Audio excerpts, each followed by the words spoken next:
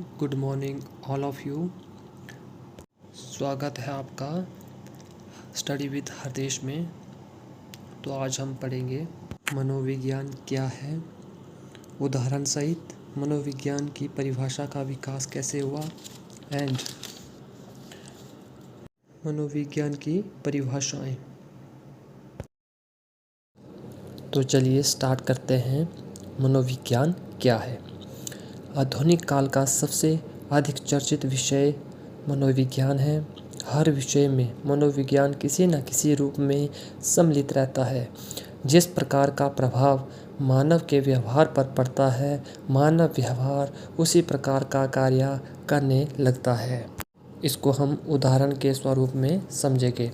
यदि कारखाने में मालिक मजदूरों को उचित ढंग से वेतन नहीं देता है तथा अन्य सुविधाओं को प्रदान नहीं करता है तो मजदूर हड़ताल करेंगे, जिस कारण कारखाने की उत्पादन क्षमता बुरी तरह से प्रभावित हो जाएगी।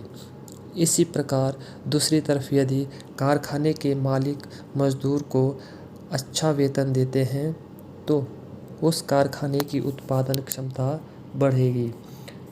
यही स्थिति अन्य क्षेत्रों में भी होती है, क्योंकि हर क्षेत्र में मानव व्यवहार संलिप्त रहता है। अतः मानव व्यवहार ढंग से समझने के लिए मनोविज्ञान विषय का विकास हुआ है। मनोविज्ञान के बिना मानव व्यवहार का अध्ययन करना कठिन ही नहीं बल्कि असंभव हो जाता है। मनोविज्ञान को हम शॉर्ट में समझेंगे।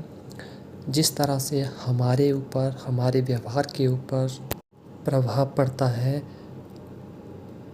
हम उसी प्रकार का कार्य करने लगते हैं। जैसे कि आपको उदाहरण भी मैं दे चुका हूँ कि अगर कोई मालिक, जो भी कारखाने का मालिक है, यदि वह अपने मज़दूरों को अच्छा वेतन ना देता है, अच्छी फैसिलिटी नहीं देता है, तो उनके जो मज़दूर है वह हड़ताल करेंगे, जिस कारण की जो हमारी कारखाने की क्षमता है, वो उत्पादन जो क्षमता होती है वो हमारी कारखाने की उत्पादन क्षमता ख़त्म हो जाएगी या कह सकते हैं कम हो जाएगी। और दूसरी तरफ उसके अपोजिट अगर कोई मज़दूर को अच्छी फैसिलिटी दी जाए या उसको अच्छा वेतन दिया जाए तो उस कारखाने की क्षमता दोगुनी हो जाएगी या तब हम कह सकते हैं बढ़ जाएगी। तो चलिए आगे चलते हैं।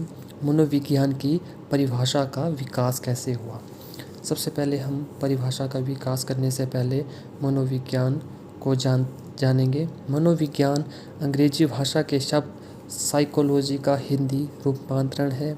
साइकोलॉजी शब्द दो शब्दों के मेल से बना हुआ है, साइक प्लस लोगोस। साइक का अर्थ है आत्मा तथा लोगोस का अर्थ है विज्ञान। इसका पूर्ण अभिप्राय यह हुआ कि आत्मा का विज्ञान। अरस्तु ने भी इसके ऊपर अच्छी डेफिनेशन दी है। अरस्तु ने मनुष्य को एक सामाजिक प्राणी कहा है।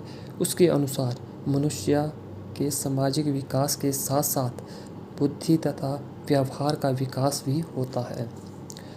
मनोविज्ञान शब्द का अर्थ निम्न क्रम से स्पष्ट किया जा सकता है, जैसा कि आत्मा का विज्ञान।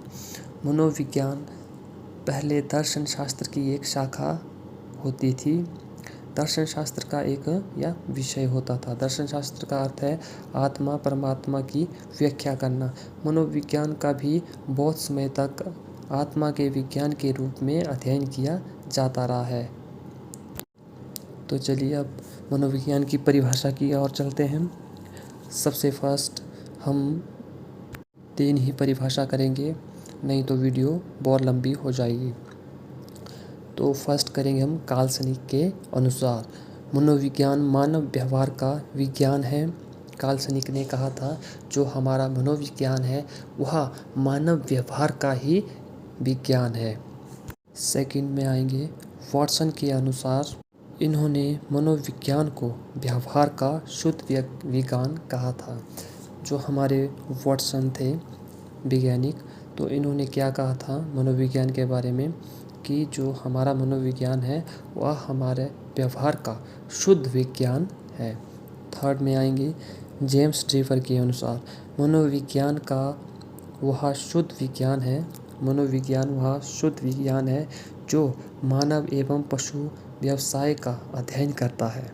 यह व्यवहार उसके अंतरिक्त मनोभावों और विचारों को अभिव्यक्त करता है। आई होप आपको समझ आया होगा। तो चलिए मिलते हैं नेक्स्ट वीडियो में। Thank you and